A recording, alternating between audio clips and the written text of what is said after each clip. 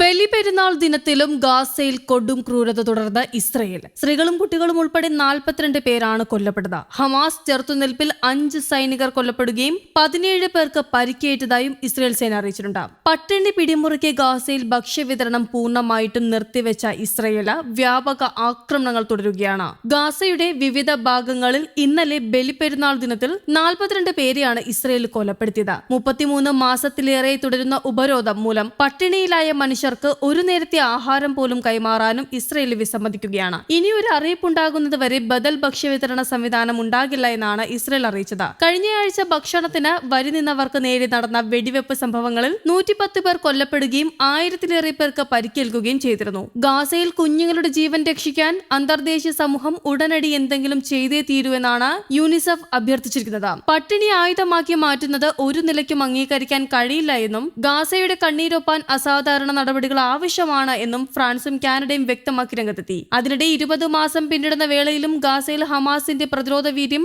അത്ഭുതകരമാണ് എന്നാണ് സൈനിക ഉദ്യോഗസ്ഥരെ ഉദ്ധരിച്ചുകൊണ്ട് ഇസ്രയേൽ മാധ്യമങ്ങൾ റിപ്പോർട്ട് ചെയ്തത്. ഖാൻ യൂണിസിൽ ഇന്നലെ 4 സൈനികരും ജബാലിയയിൽ 1 സൈനികനുമാണ് കൊല്ലപ്പെട്ടത്. രണ്ടിടങ്ങളിലുമായി 17 സൈനികർക്ക് പരിക്കേൽക്കുകയും ചെയ്തു. യുദ്ധം നീണ്ടു നിൽക്കുമെന്നും പരമാവധി അതിന്റെ സമയം കുറച്ചു കൊണ്ടുവരാനാണ് തങ്ങളുടെ നീക്കമെന്നും ഇസ്രയേൽ സൈനിക മേധാവി പ്രതികരിച്ചു. ഗാസയിൽ ഐസിസ് അനുകൂല ക്രിമിനൽ സംഘങ്ങൾക്ക് ഇസ്രയേൽ പണവും ആയുധവും നൽകുന്നതായ റിപ്പോർട്ട് ഞെട്ടിക്കുന്നതാണെന്ന് പ്രതിപക്ഷ കക്ഷികൾ കുറ്റപ്പെടുത്തി. അതിനിടെ ഗാസ മുനമ്പിൽ അടിയന്തര വെടിനിർത്തൽ നടപ്പിലാക്കണമെന്ന് ആവശ്യപ്പെട്ടുകൊണ്ട് UN രക്ഷാസമിതിയിൽ അവതരിപ്പിച്ച പ്രമേയം US വിറ്റോയെ തുടർന്ന് പരാജയപ്പെട്ടുവെങ്കിലും പൊതുസഭയിലും ലോകരാജ്യങ്ങളെ അണിനിരത്താനുള്ള നീക്കം ശക്തമാണ്. പ്രമേയം വീറ്റോ ചെയ്ത US നടപടിയെ രക്ഷാസമിതിയിലെ അംഗരാജ്യങ്ങളും കടുത്ത ഭാഷയിലാണ് വിമർശിച്ചത്. ഗാസയിൽ ഇസ്രയേലിന്റെ ആക്രമണവും ഉപരോധവും ശക്തമായി തുടരുകയാണ്. ഗാസ സിറ്റിയിലെ അഹ്ലിയ ആശുപത്രിക്ക് നേരെ ഇസ്രയേൽ നടത്തിയ ആക്രമണത്തിൽ 4 മാധ്യമ പ്രവർത്തകരാണ് കൊല്ലപ്പെട്ടത്. ഇതോടെ ഗാസയിൽ കൊന്നു തള്ളിയ മാധ്യമ പ്രവർത്തകരുടെ എണ്ണം 225 കഴിഞ്ഞിരിക്കുന്നു. ഗാസ മുൻപിൽ കഴിഞ്ഞ ദിവസം 70 പേർക്കാണ് ജീവൻ നഷ്ടപ്പെട്ടത്. ഗാസയിൽ ബന്ദിയാക്കപ്പെട്ട 2 ഇസ്രയേൽ അമേരിക്കൻ പൗരന്മാരുടെ മൃതദേഹങ്ങൾ കണ്ടെടുത്തതായി ഇസ്രയേൽ പ്രധാനമന്ത്രി ബെഞ്ചമിൻ നെതന്യാഹു പറഞ്ഞു. 70-കാരിയായ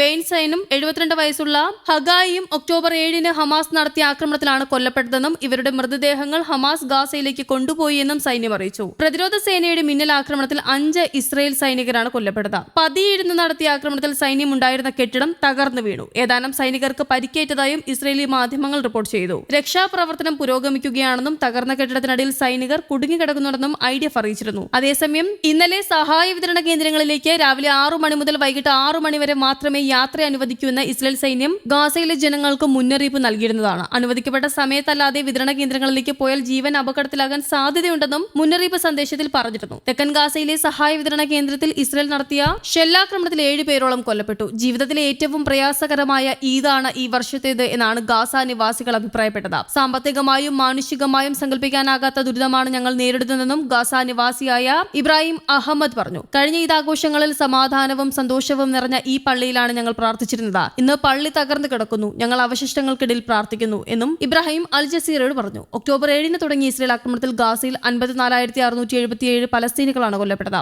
1,25,530 പേർക്ക് പരിക്കേറ്റതായും ഗാസ ആരോഗ്യ മന്ത്രാലയം അറിയിച്ചു. News desk Kerala Kaumudi.